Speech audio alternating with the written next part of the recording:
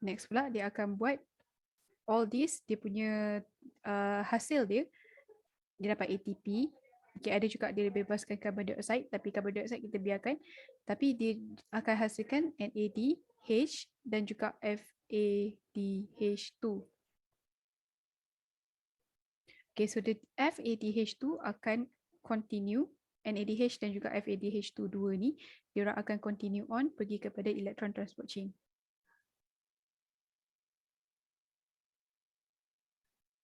Here is where dia akan buat the redox reaction. Here is where they buat the redox reaction, and then they akan use oxygen as the final electron acceptor to become something. Okay, so that something nanti kita akan tengok lah apa benda dia, dan saya nak tanya korang apa agaknya dia akan jadi. Okay, so now kita nak start dah. Apa yang kita akan tengok adalah kita nak tengok dari dalam satu mitokondria ini, kita ada dua membrane dan kita telah tahu Krebs cycle berlaku dekat dalam ni. Dan now, apa yang terjadi pada FADH dan NADH2, diorang akan buat redox reaction tadi dekat this particular membrane. Okay, dekat membrane ni. So, dekat membrane ni sebenarnya, kalau kita besarkan, dia ada beberapa kompleks lah. Okay, kalau saya buat dekat bawah pun kat bawah lah. So, saya buat kat sini. Ni adalah protein. Okay, so dia ada protein dalam bentuk kompleks sebab dia adalah gabungan beberapa benda. Tapi yang penting awak just namakan dia. Awak kena tahu nama dia. Okay. So, kalau tengok dalam nota awak, dia letak macam ni lah. Setiap ada number. Number 1, 2, 3, 4. It is okay untuk you just letakkan number, tapi kalau nak buat essay ke apa ke kan, kita tak gunakan number, kita gunakan nama diorang. Okay, nama diorang. So as you see here, nama diorang ada ACE. So diorang ni adalah the reductase, ini synthase. Diorang ni adalah enzyme. Okay, diorang adalah enzyme dan they are being embedded 1, 3, 4 dan juga ATP synthase ni, they are being embedded. Okay, dia transmembrane. Dia transmembrane lah, dia bukan separuh-separuh. Okay, dia penuh dekat membrane tersebut. Right? So, dia orang ada function sebagai dia punya enzyme. So, dekat sini saya lukis juga dan saya gunakan warna hitam ni sebagai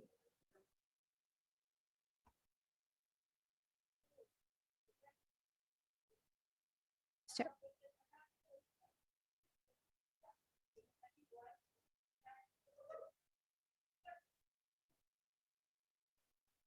Saya rasa saya punya ni dah tak berapa nak function. Dia nak suruh saya berhenti je.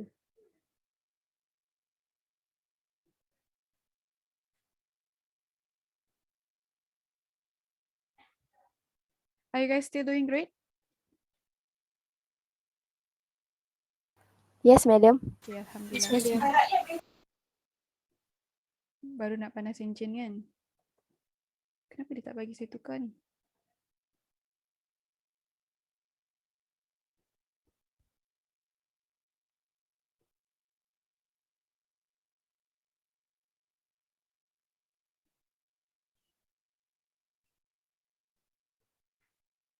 Okay, 3 ni je boleh guna. So, saya guna 3 ni je lah.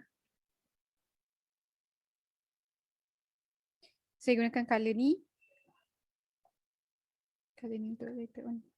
Okay, saya gunakan color ni untuk tunjuk kat korang bahawasanya ini adalah kita punya lipid bilayer. Okay, ini adalah lipid bilayer kita. So, macam kita punya content before this ataupun kita punya knowledge before this, phospholipid bilayer dia tidak membenarkan anything yang bersifat ion. Okay, anything yang bersifat ion ataupun polar untuk melepasi dia. So, dekat bawah ni, dia dekat bawah pula. So, dekat sini saya lukis yang ini tadi, maka bahagian atas saya adalah ini, which means antara membran atas dan juga membran dalam mitokondria. Kawasan ini dikenali sebagai intermembrane space. Kawasan ini dikenali sebagai intermembrane space. Manakala bahagian yang bawah ni pula, you tahu dia sebagai matrix of mitochondria. Dekat dalam ni ada H+. Okay, ada H+. H+ ni kalau you nak tulis dalam ayat, nama dia adalah proton. Okay, nama dia adalah proton, bukan hidrogen. Hidrogen adalah H2. H2 tu barulah hidrogen ataupun hydrogen ion ke kan. Tapi tak, kita panggil kat sini proton lah, senang. Okay, sebab yang E minus ni kita panggil dia elektron. So dia punya terbalik dia H plus, kita panggil dia sebagai proton. Okay. So kat sini semua ada banyak H plus, sini pun ada banyak dalam kuantiti yang sama, seimbang. Kalau tak seimbang, nanti dia orang akan cuba menyeimbangkan balik diri dia seolah-olah macam air kan. Air kalau ada water potential yang lebih dekat satu tempat, dia akan cuba seimbangkan diri dia balik through osmosis dengan cara bergerak daripada higher water potential to lower water potential. Ingat tak lagi yang tu?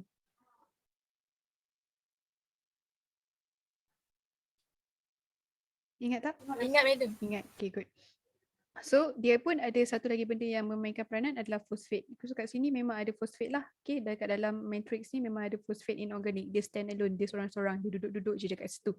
Okay, so now untuk yang kompleks ni, kompleks yang pertama yang awak akan jumpa ni, nama dia adalah NADH dehydrogenase. Sekejap, saya tulis baik-baik. Okay, something yang lebih besar.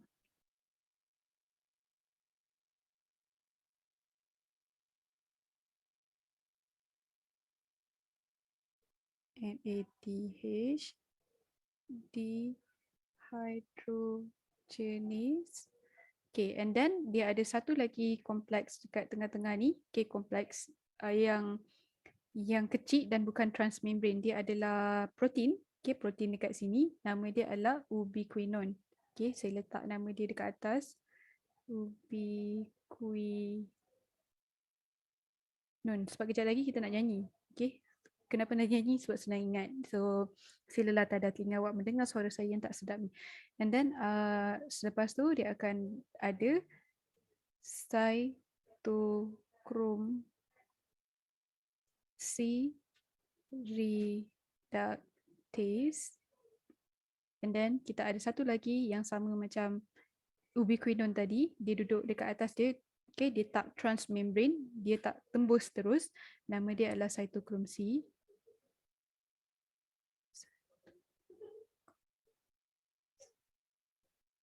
Yang sini pula adalah cytochrome C oxidase.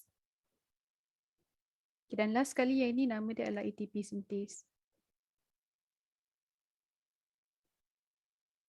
Okay, nama dia ATP synthase. Nama-nama ni semua ada dekat dalam nota korang, don't worry. Okay, nampak ni. NADH dehydrogenase, ubiquinone, cytochrome C reductase, cytochrome C oxidase, kat sini pun ada. Okay, satu lagi yang kena tengok dekat bawah ni untuk FAD, FAD. Okay, untuk FAD kita ada satu lagi, nama dia adalah kat bahagian sini, dia tak transmembrane, dia separuh-separuh je, tak macam NADH dehydrogenase. Nama dia adalah succinate dehydrogenase.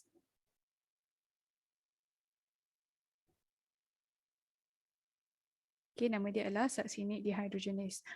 So now, awak kena hafal, first kali kita nak hafal the lagu untuk laluan NADH.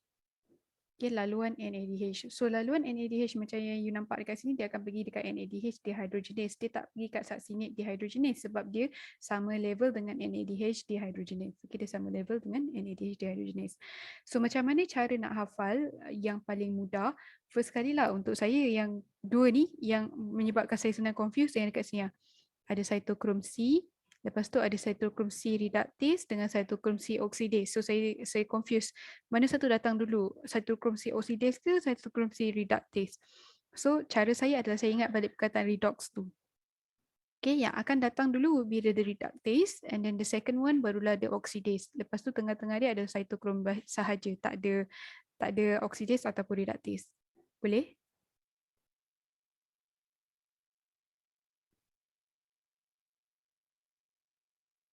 Boleh so far? Masih ikut apa saya punya bebelan? Boleh, madam. Alright, okay. So now, saya nak try nyanyi and I know you're gonna laugh out loud, but try bear with me. Lagu dia adalah lagu Christmas. Okay, again, it is done by my fellow colleague yang saya tak ngam. So it make me sad. Lagu dia macam ni Sekejap.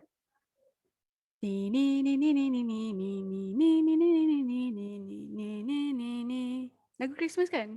Betul tak? Betul betul. Tak ingat dah. Okay, so I hope you guys pernah dengar lagu tu. So saya start 1, 2, 3. And ADH dehydrogenase ubiquinon cytochrome C reductase cytochrome C cytochrome oxidase ATP sintase. Habis nafas. Right, so sekali lagi. Mula yang ni. Lepas tu ubiquinon. Lepas tu yang ni cytochrome C reductase, cytochrome C oxidase, lepas tu ATP sintase. Okay, 1, 2, 3. And ADH dehydrogenase ubiquinon cytochrome C reductase, cytochrome C oxidase, ATP sintase. Alright, dah. So that's how you nyanyi dia, right? Itu kalau yang kawan saya punya tu. Kalau yang saya dulu, saya suka guna lagu music box yang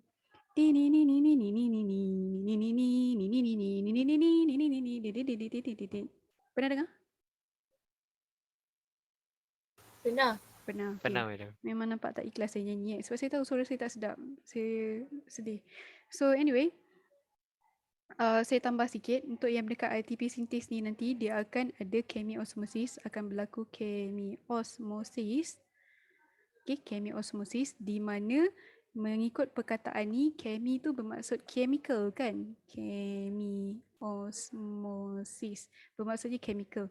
So apa yang berlaku nanti adalah H+ ataupun proton terlampau banyak dekat salah satu site. Okay, either dekat intermembrane ataupun mitokondria ni. So saya bagi tahu teruslah, dia akan banyak kat satu site and that site is the intermembrane space of the mitochondria. Dekat sini terlampau banyak H+.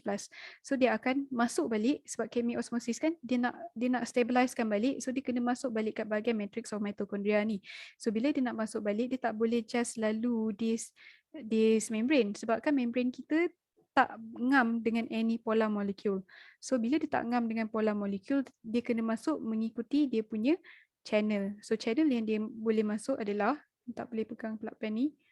Ya, channel yang dia boleh masuk hanyalah ATP sintase. So bila dia masuk melalui ATP sintase, dia akan menyebabkan proton motifos. Dan ini akan activatekan ATP sintase. Okay, ini akan activatekan ATP sintase untuk buat ATP. Okay, untuk buat ATP. So lagu tadi tu yang music box, saya campur sekali dengan chemiosmosis, proton motifos ni sekali. So macam mana lagu tadi tu? Yang dah lama tak bercinta jadi tak ada music box tu. Kecewa. Macam mana lagu dia? Can somebody remind me of the song?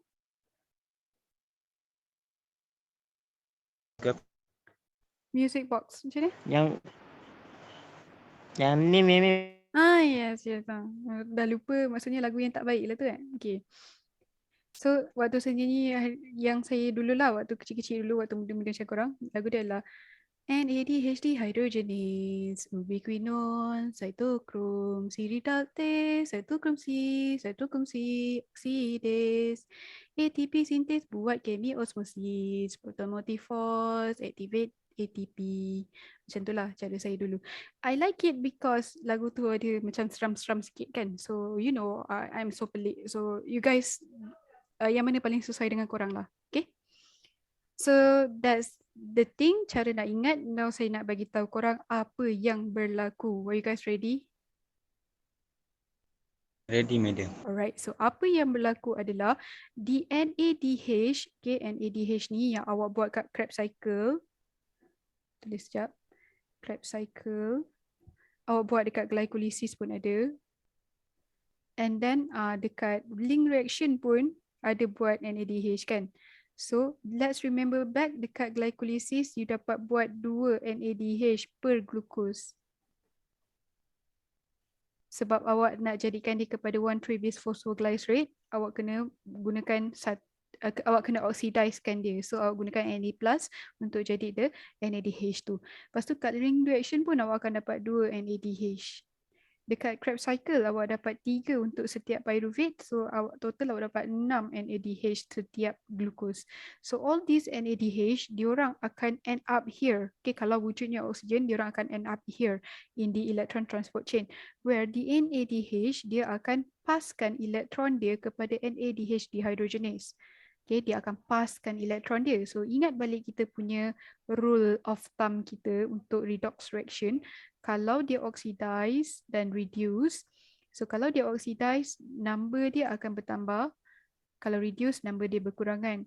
Dari segi oksigen punya kandungan, untuk oxidize bertambah, untuk reduce berkurangan oksigen.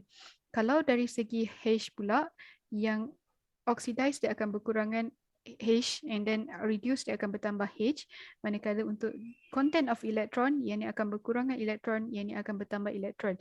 So dekat sini NADH ni dia akan being oxidized to become NAD+. It means also dia secara tidak langsung reducekan NADH dehydrogenase. So awak guna ayat ni, reduce. Okay, NADH reduces NADH dehydrogenase. NADH dehydrogenase reduced.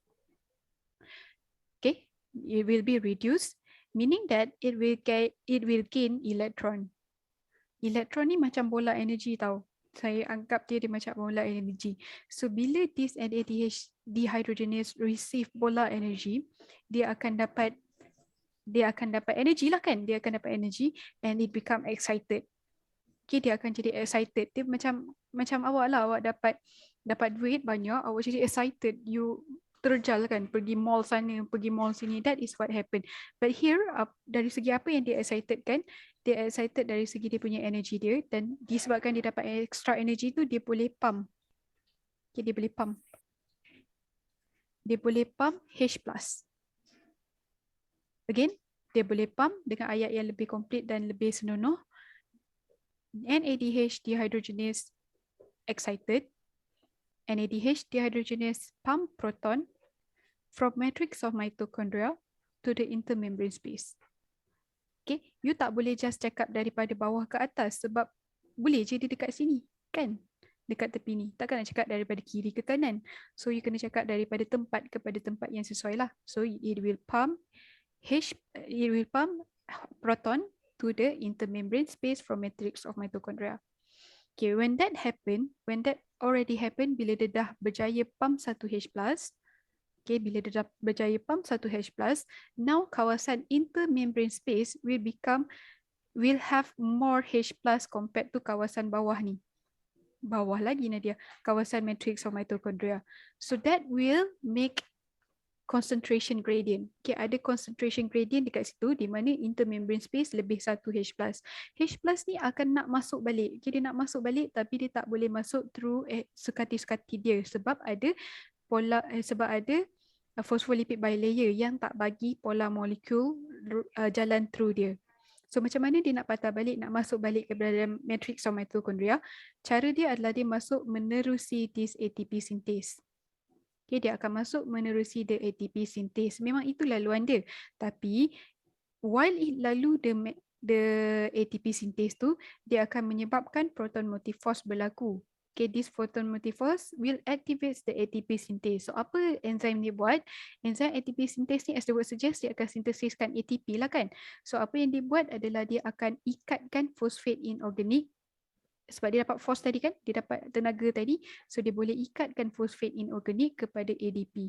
So ADP will then become ATP. So awak akan dapat satu ATP daripada proses ini. Boleh ikut?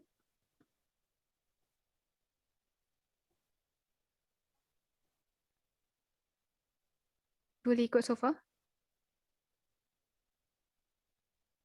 Boleh, madam. Alright. Okay. So sekali lagi saya cakap laju-laju sikit. Okay, so kalau you rasa macam what the freak is happening, so kosongkan fikiran awak. Now kita nak cakap secara slow dan complete sikit lagi sekali. So NADH dia akan oxidize to NAD+. Okay, dia akan oxidize back into the NAD+. It reduces NADH dehydrogenase. On receiving the electron, NADH dehydrogenase will become excited. The excited NADH dehydrogenase pumps proton from matrix of mitochondria to the intermembrane space. Okay. Chemiosmosis will occur. Proton will be transported back to matrix of mitochondria through proton motive force. It activates ATP synthase to phosphorylate ADP to form ATP. Boleh?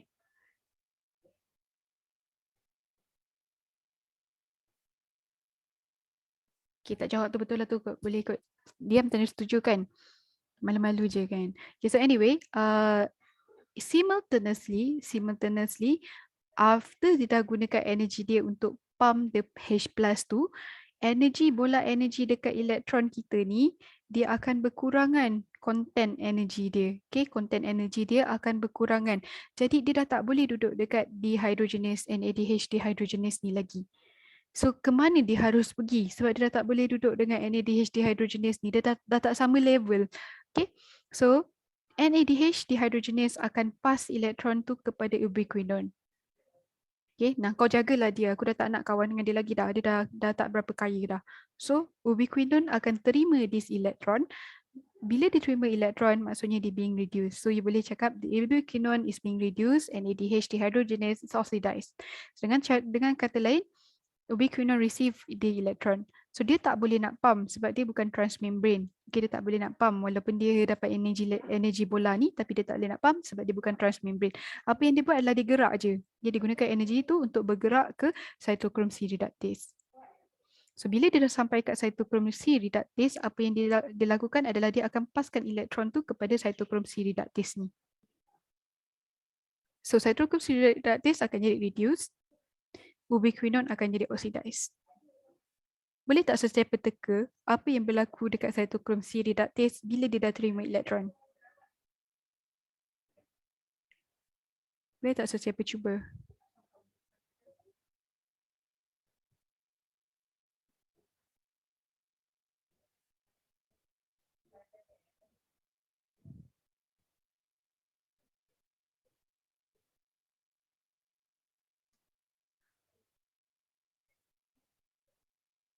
Reduce.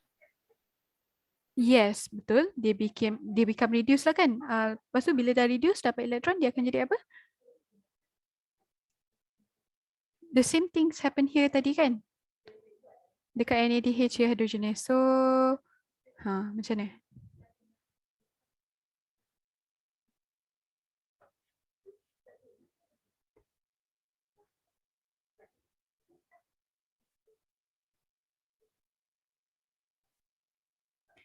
Cytochrome C reductase reduce. On receiving the electron, it will be clue dia ada EX.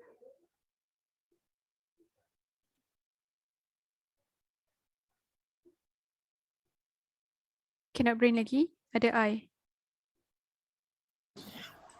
Exit pula. C, ada C.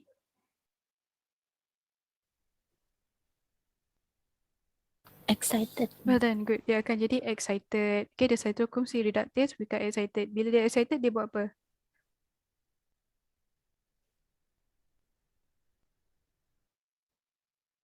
Clue dia start dengan P. Pump. Yes, dia pump apa?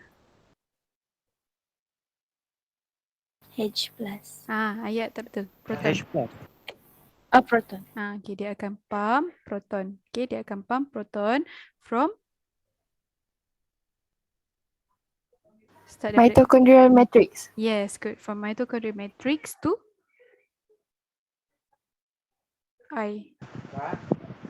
Intermembrane space. Well done, good. So dia akan pump ke intermembrane space. Okay, so the same thing will happen lah. Dia akan masuk balik through the ATP synthase ni, and then dia akan activate the ATP synthase due to chemiosmosis and proton motive force. But kita tengok dulu perjalanan elektron tu dulu sebab perjalanan elektron ni tak habis lagi. So after dah buat macam tu, so bola energy of electron ni akan kekurangan energy lah. Dia dah tak sesuai lagi duduk dekat the cytochrome C reductase. Sebab each of this complex, dia orang ada dia punya energy level tertentu. Okay, macam dia punya kasta dia lah. So bila dia dah banyak guna energi, dia dah kurang energi, dia dah tak boleh duduk dekat kasta tersebut. So dia perlu dipas ke tempat lain yang lebih sesuai dengan dia. In this case, dia pas kepada cytochrome C pula. So cytochrome C akan being apa? Kalau dia receive electron, dia being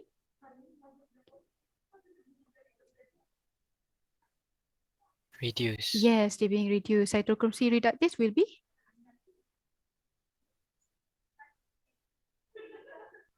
cytochrome C reductase will be oxidized. Okay, and then cytochrome C ni dia akan bawa di elektron dan pergi kepada the cytochrome C oxidase. So cytochrome C oxidase upon receiving electron, it will become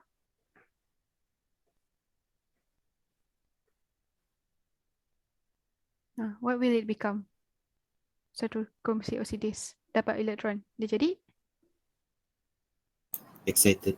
excited. Before cakap pasal excited tu, dia in what state? Reduce. Yes, they Reduced. become reduced, cytochrome C oxidized. Okay, so dia dapat elektron, dia become excited. Dia excited, dia buat apa?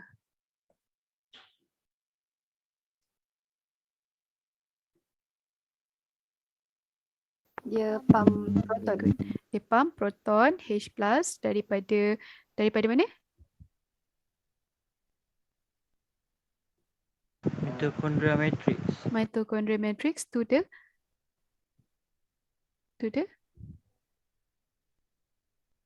Intermembrane space.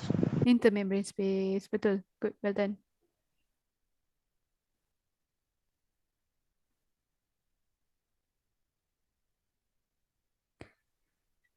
Right. So that is the thing. Okay, now elektron dekat sini yang cytochrome C oxidase ni, dia dah buat kerja ni tadi, dia dah pump proton tadi tu kan. Macam dekat NADH dehydrogenase, macam dekat cytochrome C reductase, dekat ubiquinone, dekat cytochrome C ni, the elektron tu akan berkurangan energi. Dia tak sesuai lagi duduk dekat cytochrome C oxidase. Jadi dia nak pergi mana sekarang? So dia akan diambil oleh final electron acceptor. Okay, that final electron acceptor nama dia adalah oksigen. So agaknya apa jadi kat oksigen ni? Oksigen will be? Reduce. Okay, so kalau macam mana rupa oksigen reduce? Dia dapat H kan? So dia akan jadi? H2O. Pandai. Water. Good. Dia jadi water, H2O. Okay, cytochrome C oxidase akan oxidize balik. Then, all the NADH akan buat the same thing. Okay, so saya nak tanya awak kan, saya nak tanya korang, dalam cerita kita ni tadi, okay, NADH dia pass electron to the NADH dehydrogenase, dia pump kat sini dulu, dia bagi kat sini, lepas tu electron will be transferred to ubiquinone and then the electron will be transferred to the cytochrome C reductase and then the electron transferred to cytochrome C and then transferred to the cytochrome C oxidase and then last kali transferred to the oxygen kan. Okay, berapa banyak kali dia berjaya pump the proton?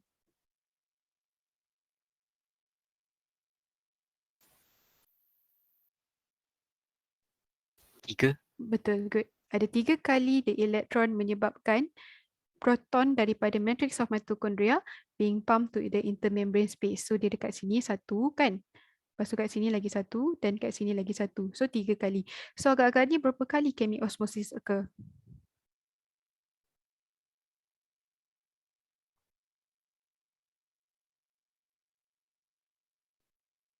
Berapa banyak kali agak-agaknya H plus ni kena masuk dalam the ATP synthase disebabkan oleh chemiosmosis? 3 juga. 3, good. Okay, chemiosmosis tu maksudnya nilai hidrogen terlampau ada concentration gradient of the proton. So dia nak buat macam osmosis juga, dia nak kembali balik stabilize kan. So dia kena pergi daripada higher H plus kepada lower H plus lah. The only way untuk dia masuk adalah the ATP synthase. So 3 kali chemiosmosis occur, 3 proton motive force. Jadi berapa ATP you dapat per NADH?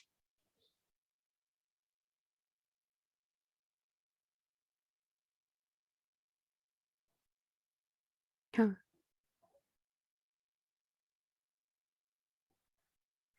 Kalau berlaku 3 kali chemiosmosis, so 3 kali protomotive force activates ATP synthase pun activated 3 kali kan. So berapa kali agaknya dia dapat tukarkan ADP kepada ATP? 3. 3 kali. So setiap NADH awak dapat berapa ATPs? 3. 3 ATPs. Okay, boleh? So ni nanti saya akan share the recording. But before, so untuk next week kita nak discuss pasal FADH pula. Okay,